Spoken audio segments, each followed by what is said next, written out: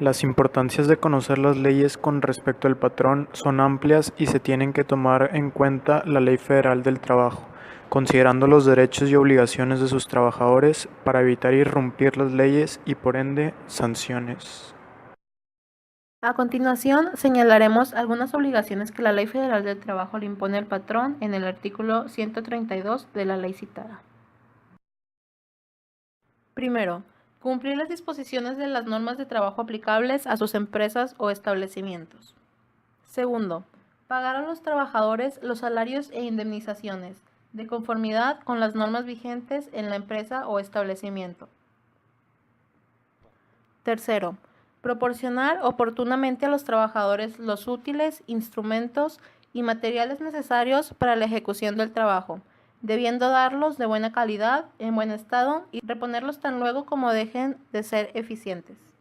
Cuarto, proporcionar local seguro para la guarda de los instrumentos y útiles de trabajo pertenecientes al trabajador. Por ejemplo, otorgar casilleros seguros. Quinto, mantener el número suficiente de asientos o sillas a disposición de los trabajadores en las casas comerciales, oficinas, hoteles, restaurantes y otros centros de trabajo análogos. Sexto, guardar a los trabajadores la debida consideración, absteniéndose de maltrato de palabra o de obra. Uno como patrón debe evitar estos tratos para lograr evitar confusión entre los trabajadores de preferencia. Séptimo, expedir cada 15 días una constancia escrita del número de días trabajados y del salario percibido. Octavo, expedir al trabajador que lo solicite o se separe de la empresa dentro del término de 3 días una constancia escrita relativa a sus servicios. Esto para facilitar al trabajador en su próximo trabajo una carta de recomendación. Conceder a los trabajadores el tiempo necesario para el ejercicio del voto en las elecciones populares y para el cumplimiento de los servicios de jurados, electorales y censorales, a que se refiere el artículo 5 de la Constitución, cuando estas actividades deban cumplirse dentro de las horas de trabajo. Décimo, permitir a los trabajadores faltar a su trabajo para desempeñar una comisión accidental o permanente de su sindicato o del Estado, siempre que avisen con la oportunidad debida y que el número de trabajadores comisionados no sea tal que perjudique la buena marcha del establecimiento.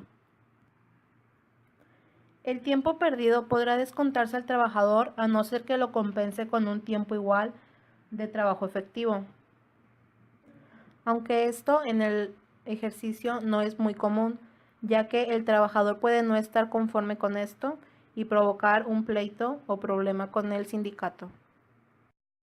11.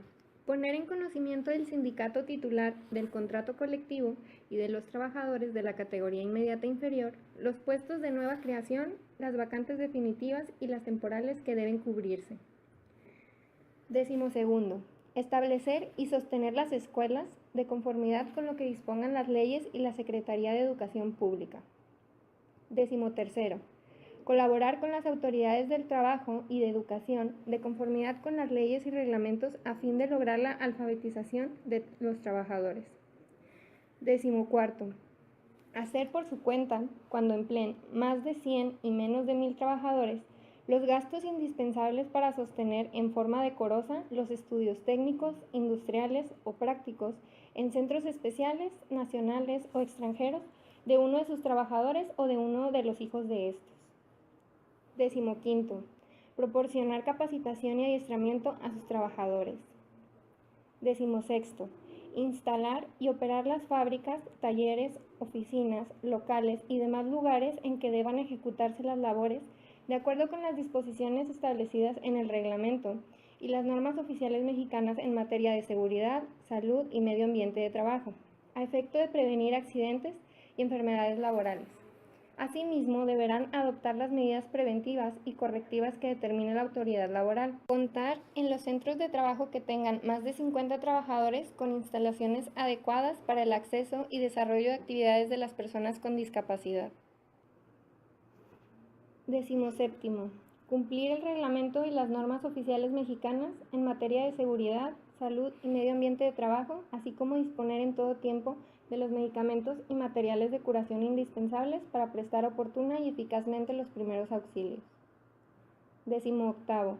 Fijar visiblemente y difundir en los lugares donde se preste el trabajo las disposiciones de los reglamentos y las normas oficiales mexicanas en materia de seguridad, salud y medio ambiente de trabajo, así como el texto íntegro de él o los contratos colectivos de trabajo que rijan en la empresa. Asimismo, se deberá difundir a los trabajadores la información sobre los riesgos y peligros a los que están expuestos. 19. Proporcionar a sus trabajadores los medicamentos profilácticos que determine la autoridad sanitaria en los lugares donde existan enfermedades tropicales o endémicas, o cuando exista peligro de epidemia. Cumplir con las disposiciones que en caso de emergencia sanitaria fije la autoridad competente, así como proporcionar a sus trabajadores los elementos que señale dicha autoridad para prevenir enfermedades en caso de declaratoria de contingencia sanitaria. 20. Reservar, cuando la población fija de un centro rural de trabajo exceda de 200 habitantes, un espacio no menor de 5,000 metros cuadrados para el establecimiento de mercados públicos, edificios para los servicios municipales y centros recreativos, siempre que dicho centro de trabajo esté a una distancia no menor de 5 kilómetros de la población más próxima. 21. Proporcionar a los sindicatos, si lo solicitan, en los centros rurales de trabajo, un local que se encuentre desocupado para que instalen sus oficinas, cobrando la renta correspondiente. Si no existe local en las condiciones indicadas, se podrá emplear para este fin cualquiera de los asignados para alojamiento de los trabajadores. 22. Hacer las deducciones que soliciten los sindicatos de las cuotas sindicales ordinarias. 23. Hacer las deducciones de las cuotas para la constitución y fomento de sociedades cooperativas y de cajas de ahorro. 23. bis. Hacer las deducciones y pagos correspondientes a las pensiones alimenticias y colaborar al efecto con la autoridad jurisdiccional competente. 24. Permitir la inspección y vigilancia que las autoridades del trabajo practiquen en su establecimiento para cerciorarse del cumplimiento de las normas de trabajo y darles los informes que a ese efecto sean indispensables cuando los soliciten las autoridades. 25. Contribuir al fomento de las actividades culturales y del deporte entre sus trabajadores y proporcionarles los equipos y útiles indispensables. 26. Hacer las deducciones previstas del pago de abonos para cubrir créditos destinados a la adquisición de bienes de consumo o al pago de servicios que hayan sido aceptados libremente por el trabajador y que no excedan del 20% del salario, otorgados o garantizados por el Instituto del Fondo Nacional para el Consumo de los Trabajadores, y del mismo modo enterar los descuentos a la institución bancaria acreedora. 26. bis. Afiliar al centro de trabajo al Instituto del Fondo Nacional para el Consumo de los Trabajadores a efecto de que los trabajadores puedan ser sujetos del crédito que proporciona dicha entidad. La afiliación será gratuita para el patrón. 27. Proporcionar a las mujeres embarazadas la protección que establezcan los reglamentos. 27. bis. Otorgar permiso de paternidad de 5 días laborales con goce de sueldo a los hombres trabajadores por el nacimiento de sus hijos y de igual manera en el caso de la adopción de un infante. 28. Participar en la integración y funcionamiento de las comisiones que deban formarse en cada centro de trabajo, de acuerdo con lo establecido por esta ley. A continuación hablaremos sobre algunas prohibiciones previstas en el artículo 133 de la Ley Federal del Trabajo. Primero, negarse a aceptar trabajadores por razón de origen étnico o nacional, género, edad, discapacidad, condición social, condiciones de salud, religión, opiniones, preferencias sexuales, estado civil o cualquier otro criterio que pueda dar lugar a un acto discriminatorio. Segundo, exigir que los trabajadores compren sus artículos de consumo en tienda o lugar determinado. Tercero, exigir o aceptar dinero de los trabajadores como gratificación porque se les admita en el trabajo o por cualquier otro motivo que se refiera a las condiciones de este.